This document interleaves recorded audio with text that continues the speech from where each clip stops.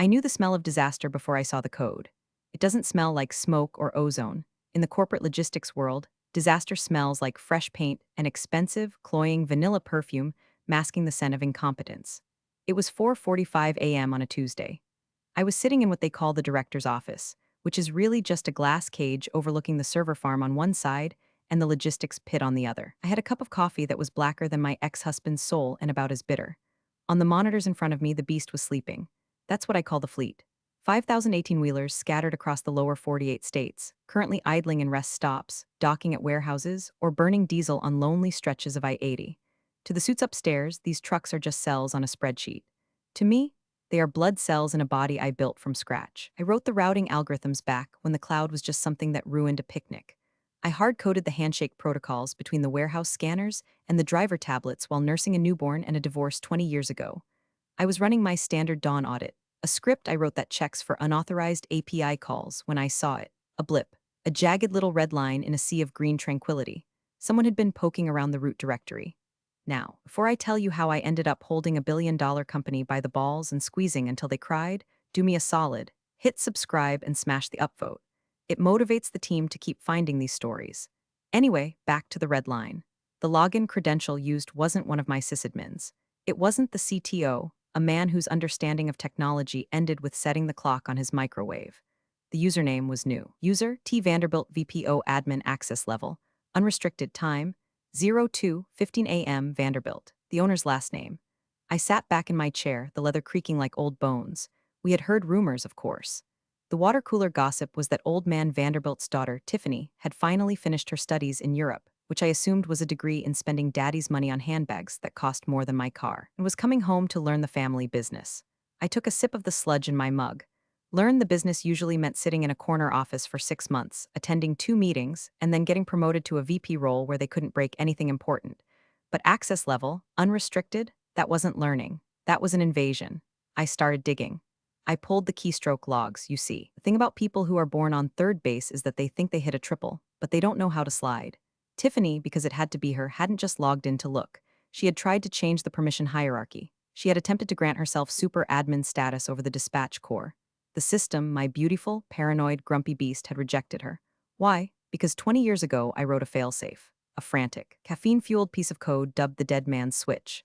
It required a physical token authentication for any root-level changes. A token that was currently sitting on my keychain, shaped like a glittery cat, looking innocent and tacky. She had hit a wall, and judging by the timestamp, she had probably thrown her MacBook across her penthouse loft in frustration. I lit a cigarette. Yeah, I know, you can't smoke indoors anymore. Held that to the fire alarm I disabled in 2008. I blew a plume of smoke at the monitor. This wasn't just a nosy heiress. This was a hostile takeover of the engine room by someone who didn't know the difference between a transmission and a tailpipe. My phone buzzed, a calendar invite. Subject, org structure realignment / synergy sync host, Tiffany Vanderbilt time, 9 o'clock a.m. today location. My office synergy sync. I almost laughed. It sounded like a lubricant for robots. I looked out at the logistics floor. The early shift dispatchers were starting to trickle in, coffee cups in hand, headsets going on. They were good people. They knew that if the system flashed yellow, they called me. If a driver was stuck in a snowstorm in Dakota, they called me. They didn't know that the ground beneath them was about to turn into quicksand. I didn't panic. Panic is for people who don't have backups. Panic is for people who trust HR. I don't trust anyone who uses the phrase human capital unironically. Instead, I opened my bottom drawer. Beneath a stack of takeout menus and a spare pair of flats, there was a small, unassuming external hard drive. It was an encrypted mirror of the legacy architecture, the real architecture. The stuff the vendor documentation didn't cover because the vendor didn't write it, I did. I plugged it in. The drive hummed, a low, mechanical purr. All right, sweetheart, I whispered to the screen. Let's see what you tried to break. I spent the next 3 hours not working but cleaning. I wasn't cleaning my desk. I was cleaning the digital fingerprints of my ownership. I wasn't erasing the system, I was decoupling it. Imagine a house where the wiring looks normal, but the light switches only work if you know the secret knock. I was setting the house to sensitive. I moved the critical routing tables to a partitioned server that looked like a junk archive. I rerouted the DNS pointers through a loop that required a specific handshake, my handshake. I wasn't sabotaging the company, not yet, I was just taking my tools home. If a mechanic gets fired, he doesn't leave his snap-on chest for the apprentice who thinks a wrench is a hammer. He packs his shit. By 8:45 a.m., the office was buzzing. The air felt different, heavier, people were whispering. I saw the HR director, a spineless weasel named Greg who sweat through his shirts if you made eye contact, hovering near the elevators. He looked like he was waiting for an executioner, or maybe he was the executioner. I saved the last config file to my external drive, ejected it, dropped it into my purse next to my lipstick and my pack of Marlboro Lights. I stood up, smoothed out my blouse, and walked to the window. Outside, down in the loading bay, I watched Truck 4059 back into Dock 4. Perfect alignment. Poetry in motion. Enjoy it while it lasts, I muttered. The elevator dinged, the doors opened, and out stepped the future. She was wearing heels that were too high for warehouse floor and a smile that was too bright for Tuesday morning. Game on, princess. Tiffany Vanderbilt didn't walk, she pranced. She was 25 years old, holding a latte that cost more than the hourly wage of the drivers she was about to command, and she was flanked by Greg from HR and two security guards who looked embarrassed to be there. She swept into my office without knocking. The scent of vanilla intensified, choking out the lingering tobacco smoke. She looked around my space, the piles of manifests, the three monitors glowing with command lines, the framed photo of my dog, with a look of mild disgust, like she had stepped into a petting zoo. Monica, she said. Her voice was high, airy, and dripping with condescension. So good to finally meet the legacy team. I didn't stand up. I swiveled my chair slowly. Tiffany, nice of you to visit the engine room. Be careful not to touch anything. The grease doesn't wash out of silk. She blinked, her smile faltering for a millisecond before reattaching itself. She placed her latte on top of a stack of critical invoices. I stared at the cup. Condensation was already forming a ring on the paper. We're making some changes, Monica, she said, clasping her hands. Daddy, I mean the board feels that the logistics division has become stagnant, archaic. We need to pivot to a more agile, AI-driven paradigm. Agile, I repeated, tasting the word like sour milk. You mean like the drivers or the trucks? Because 18-wheelers aren't agile, Tiffany. They weigh 80,000 pounds and take a football field to stop. See, that's the attitude, she sighed, looking at Greg. Greg looked at his shoes, that resistance to modernization. We've brought in a new vendor, CloudLogix. They're going to streamline everything, fully automated, no more. She gestured vaguely at my screens. Whatever this matrix code is. CloudLogix, I said, I know them. They manage delivery scooters for hipster pizza places in Brooklyn. They haul industrial steel and frozen poultry across 4 time zones. Scale is just a number, she said dismissively. Anyway, we're restructuring. Your role is being sunsetted, like I was a porch light. Is that right? I asked. Greg finally spoke up, his voice cracking. We're offering a generous severance, Monica. 2 weeks pay for every year served. But it's contingent on an immediate handover of all credentials and a signed NDA. Tiffany stepped forward, invading my personal space. I'll be taking over as VP of Operations, effective immediately. I'll need your badge, your laptop, and your keys. Security will escort you out. She expected a fight. She expected me to scream, to cry, to throw the do-it-for-her plaque off my wall. She wanted a scene because scenes reinforce the narrative that the old guard is emotional and unstable. I looked at her, really looked at her. I saw the hunger for validation in her eyes. She didn't want to run logistics, she wanted to be the boss. There's a difference. I stood up. My knees popped. I reached into my pocket and pulled out my key card. I unclipped the master key that opened every server rack in the building. Okay, I said. Tiffany blinked. Okay, you're the boss, I said. I dropped the keys into her latte. Splash. Coffee speckled her white blazer. Hey, she yelped. Oops, not very agile of me, I deadpanned. I grabbed my purse, the one with the external drive. I didn't touch the laptop. The laptop is company property. It's all yours. The passwords are on a sticky note under the keyboard. Standard security practice, right? Wait, she said, sensing something was too easy. We need a debrief. You need to walk me through the daily protocols. I laughed. It was a dry, rasping sound. You have CloudLogix, Tiffany. They're streamlining everything. You don't need my protocols. You're modernizing. I walked past her.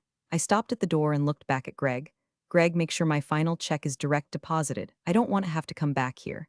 Monica, wait, Greg started. Goodbye, Tiffany, I said. Don't forget to feed the beast. It gets cranky when it's hungry. I walked out onto the logistics floor. The hum of conversation died. 50 dispatchers looked up. They saw me with my purse, no badge, walking toward the exit with security trailing me like I was a shoplifter. Jerry, my lead dispatcher, stood up. Monica, where are you going? I've got a situation in Omaha. I paused. I looked at Jerry. He was a good man. He had 3 kids and a mortgage. I felt a pang of guilt, but I shoved it down deep, right next to my love for my ex-husband. Ask Tiffany, I said loud enough for the whole room to hear. She's the VP of Operations now. She's got a new paradigm for Omaha. I pushed through the double doors. The security guard, a kid named Mike who had once helped fix a flat tire in the parking lot, looked apologetic. I'm sorry, Monica, he muttered. Don't be Mike, I said, putting on my sunglasses even though we were indoors. Just do me a favor. Don't order anything online for a while. I walked to my car, a beat-up Ford Explorer that had seen better days. I tossed my purse on the passenger seat. I sat there for a moment, gripping the steering wheel. My heart was hammering, but not from fear. It was adrenaline. I pulled my phone out. I opened an app that looked like a calculator but wasn't. It displayed a countdown. System handshake timeout, 23:59:59. They had 24 hours. That was the grace period I'd programmed in case of server failure. If the master key, the digital one on my drive, didn't ping the server within 24 hours, the system would assume a catastrophic breach. It would go into fortress mode. I started the car. I needed a drink, and I needed to book a hotel room, somewhere with really, really good Wi-Fi. I checked into a Motel 6 about 10 miles from HQ. It wasn't the Ritz, but it had a desk, a coffee maker, and it smelled like lemon disinfectant and bad decisions, my comfort zone. I set up my command center, my personal laptop, the external drive, and a prepaid burner phone. I cracked open a bottle of cheap Pinot Grigio I'd picked up at a gas station. Classy, I know, but when you're orchestrating the collapse of a supply chain, you don't drink champagne. You drink the stuff that tastes like battery acid and grapes. I spent the afternoon watching daytime TV and monitoring the passive readouts on my laptop. The beast was still humming. Legacy protocols were running on the cached instructions I'd left behind. Trucks were moving. Deliveries were being signed for. To the naked eye, everything was fine. I could see Tiffany's digital footprints. She was logged in as admin. She was changing things, cosmetic things. She changed the dashboard color scheme from ice drain green to corporate blue. She renamed the master dispatch folder to fulfillment hub. Cute, I muttered, pouring another glass. Rearranging deck chairs on the Titanic. Night fell. The 24-hour countdown was ticking. System handshake timeout, 060000. I slept like a baby who knows the house is rigged to explode. I woke up at 5 o'clock a.m. This was the witching hour. In logistics, 5 o'clock a.m. is when the world wakes up. The East Coast drivers are starting their engines. The warehouse managers are printing the pick lists for the day. The just-in-time delivery windows are opening. I sat at the desk, coffee in hand, eyes glued to the screen. 05:15 a.m., the first text came in on the burner phone. I hadn't given the number to anyone, but I had set up an automated alert for critical system latency.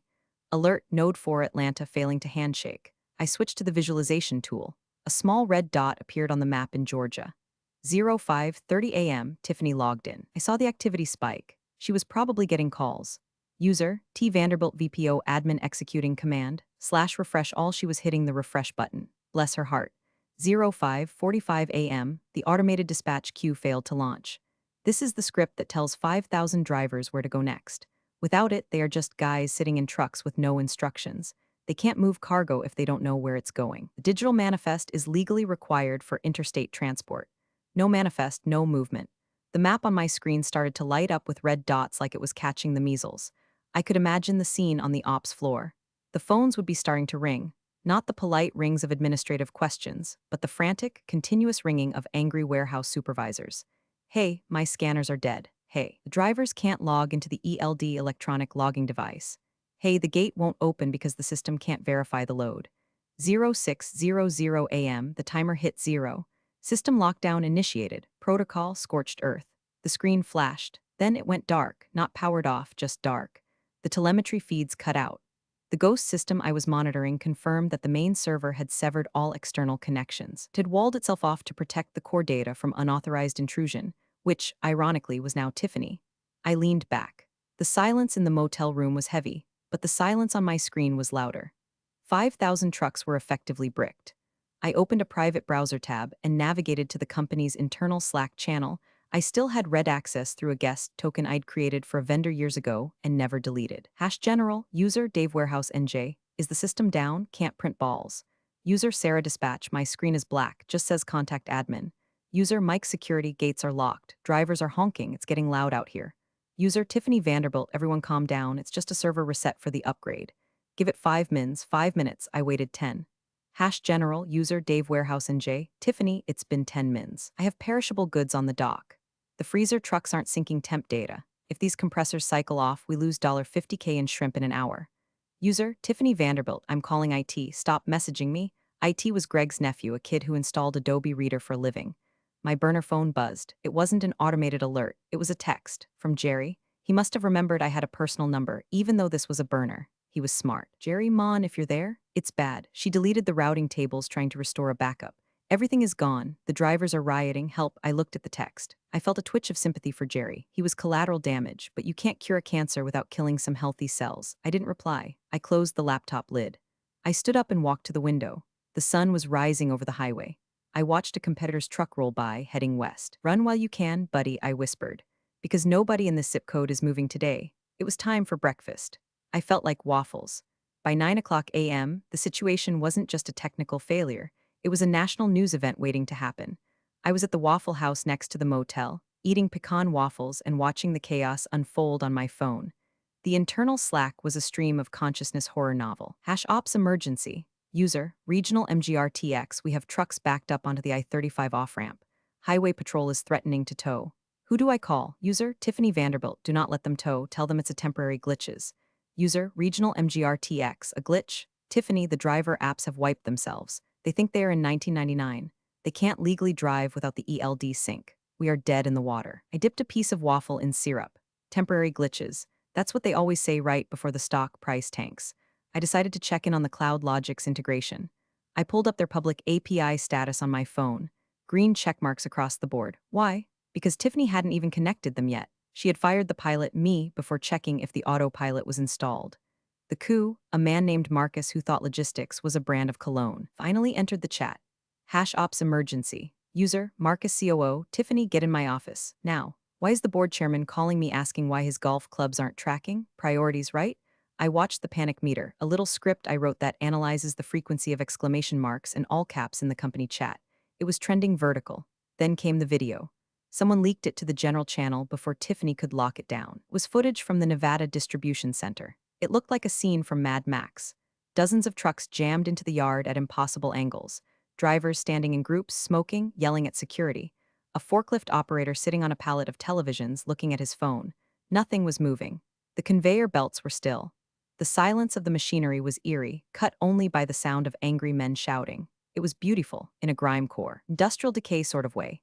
I decided it was time to poke the bear. I opened my email client on the burner phone. I composed a message, not to Tiffany, she was useless. I sent it to Marcus, the coup, and CC'd the board chairman. From Ghost in the Machine at ProtonMailCom to Marcus V at CompanyCom, Chairman B at CompanyCom subject. Your engine is missing. Gentlemen, you are currently running on a ghost system. The dashboard tells you you're driving, but the transmission is sitting on the side of the road. Your new leadership attempted to override root protocols without the physical encryption key. The system has interpreted this as a hostile act and initiated Protocol 0, total lockdown to protect data integrity. Your backups are corrupted because they were overwritten by the crash. Your vendor, CloudLogix, cannot help you because they do not own the architecture. You are renting a car that you just drove into a lake. I suggest you check who actually owns the IP for the routing algorithms. Hint, check the employment contract dated 2004. Good luck, I hit send, then I ordered more coffee. Back on the Slack channel, the reaction was instantaneous. Hash ops emergency. User, Marcus COO, who is M? User, Tiffany Vanderbilt, it's Monica, she's hacking us. I told you she was vindictive. Call the police. Hacking? God, I hate that word. I wasn't hacking. I was simply not helping. There's a legal distinction. I could see the frantic attempts to trace the email. Good luck. It was routed through 3 VPNs and a server in Estonia. Then the phone calls started, not to me, to Tiffany.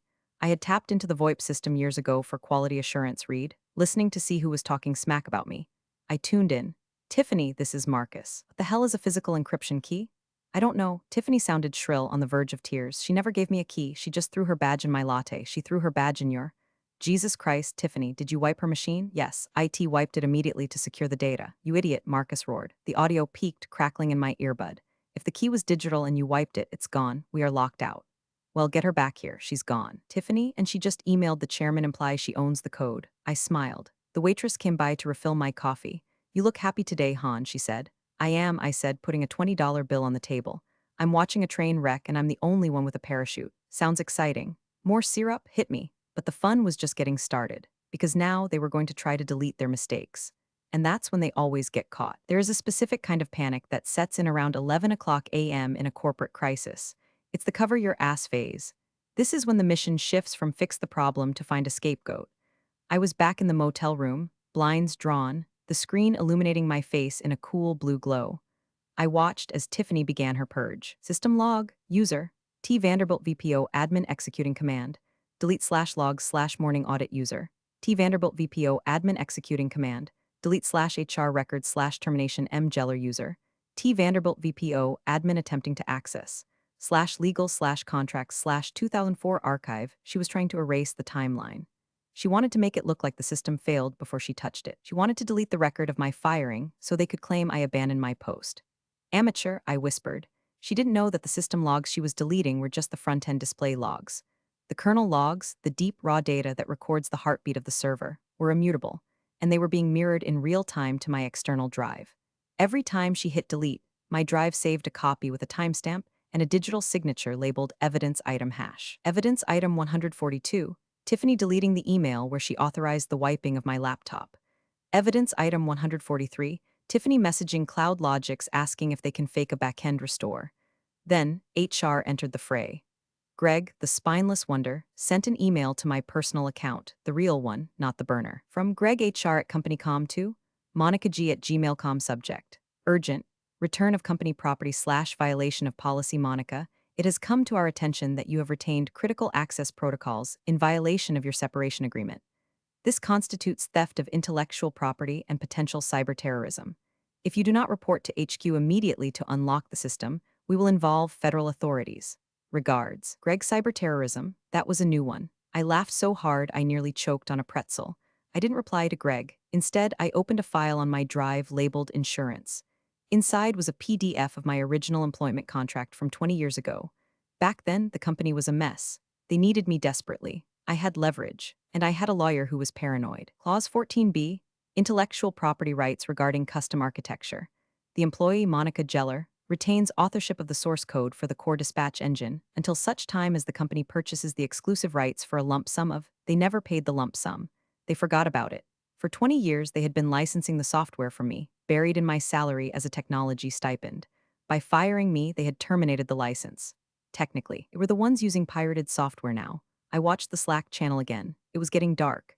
Hash executive chat private hacked access. Marcus COO, Greg, did you get her? Greg HR, she's not responding. Tiffany says she's blocked us. Tiffany Vanderbilt, she sabotaged it. I swear, I walked in and it was already flashing red. I screenshotted that lie.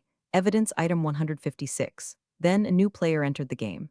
The CFO. Hash executive chat. CFO Karen, guys, we have a problem. Walmart just called. They have 400 pallets of electronics sitting on our docks in our state. They are threatening to void the Q4 contract. That's $20 million. Marcus, fix this or you're all fired. The heat was rising. I could feel it through the internet connection. I checked the temperature sensors in the server room at HQ. They were rising too. Tiffany had turned off the AC to the server room to save power during the reboot. No, that couldn't be right. I checked the logs. User, T Vanderbilt VPO admin executed. /system reset hard AC override. She thought a hard reset meant turning everything off and on again. She had inadvertently killed the cooling units for the mainframe. Oh, Tiffany, I sighed. You're going to melt the processors. I could have stopped it. I could have sent a remote command to turn the fans back on. I looked at the temperature gauge. 85 degrees F, 90 degrees F. I took a sip of wine, let it burn. But then the text came. From the one person I actually respected. The general counsel, a shark named Alina. Alina, Monica, I know you're watching. I just read your contract. Clause 14b, you clever bitch, name your price. Finally, an adult in the room. Lena was the kind of lawyer who smiled when she gutted you. We had drinks once 5 years ago at a company holiday party. She told me, Monica, always keep a kill switch. In the code and in the contract, I guess she didn't think I'd actually use it against her client. I typed a reply on the burner phone. Me, hello, Alina. Nice of you to join the party. Tiffany breaks something expensive? Alina, she broke everything. The board is convened. They want your head on a spike. But I just explained to them that you legally own the spike. And the ground it's planted in. I could picture the boardroom. The mahogany table, the panic sweating, Tiffany crying in the corner, Marcus yelling, and Alina sitting there, cool as a cucumber, reading my 20-year-old contract over her reading glasses. Alina, they are threatening to sue for extortion, sabotage, CFA violations. Me, let them. I have the logs, Alina. Every keystroke. Tiffany tried to grant herself root access, failed, and then executed a wipe command. She destroyed company data. I simply revoked my license. The system locked down to protect my IP. It's a feature, not a bug. Alina, a feature that is costing us $1 million an hour. Me, then I suggest you hurry. Alina, what do you want? This was the moment. The moment I had fantasized about while fixing databases at 3 a.m. on Christmas Eve. The moment every invisible worker dreams of. I didn't want my job back. God, no. That bridge was burned, nuked, and salted. Me, 1. Immediate termination of Tiffany Vanderbilt for gross negligence and data destruction. 2. A formal apology issued to the entire company. 3. Payment of the lump sum for the IP transfer as per Clause 14b. Adjusted for inflation. Alina, how much? Me, $2.1 million, plus a consulting fee of $500/hour to turn it back on. Minimum 100 hours per paid. There was a long pause. The dots on the text message bubbled, then disappeared. Bubbled again. Alina, that's blackmail. Me, no, Alina, that's capitalism. Supply and demand. You have a demand for a working company. I supply the on switch. Alina, I need to take this to the board. Me, you have 1 hour. After that, the freezer units in the trucks run out of diesel. The shrimp goes bad and the price goes up to $3 million. I put the phone down. I checked the server room temperature again, 98 degrees F. The thermal throttling was kicking in. The servers were slowing down to protect themselves from melting. The entire digital brain of the company was suffering a heat stroke. I switched tabs to the Cloud Logic's vendor page. I found the contact for their CEO. I sent a quick anonymous tip.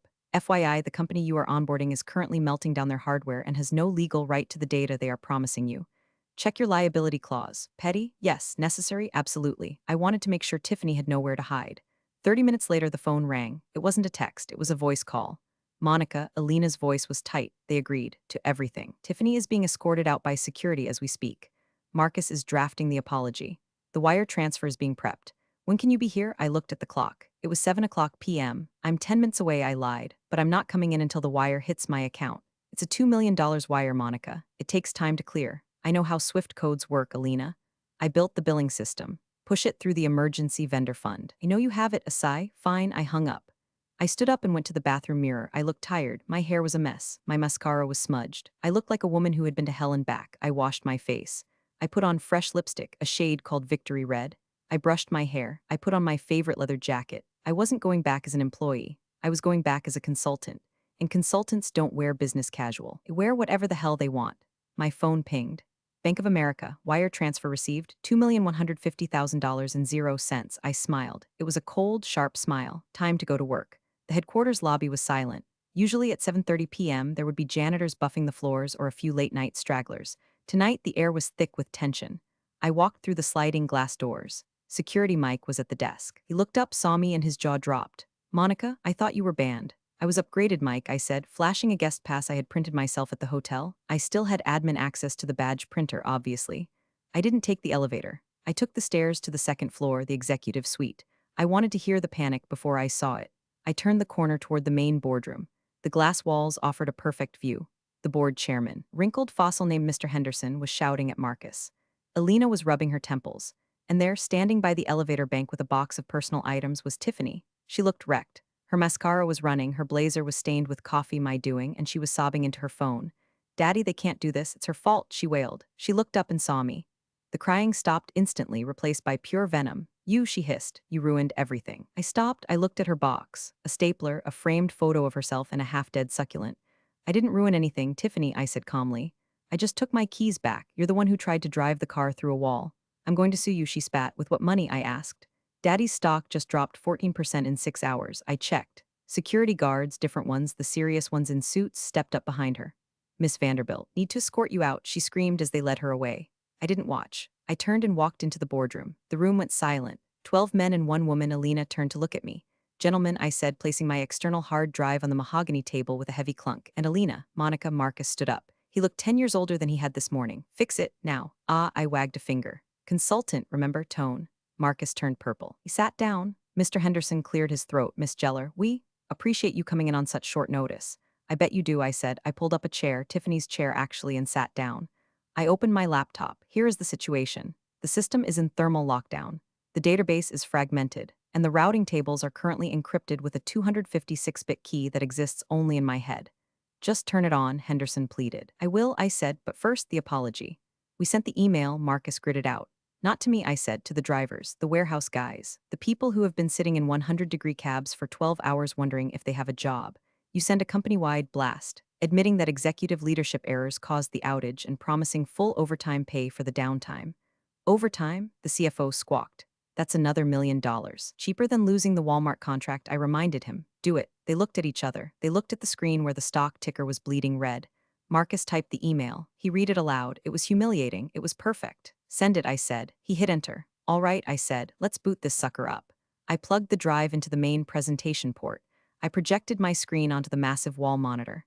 Terminal window open. Command/restore root protocol password. I typed the password. It was Tiffany is an idiot 123. I hit enter. The screen flooded with code, green text cascading like a digital waterfall. System restoring, cooling systems reactivated, database integrity verifying.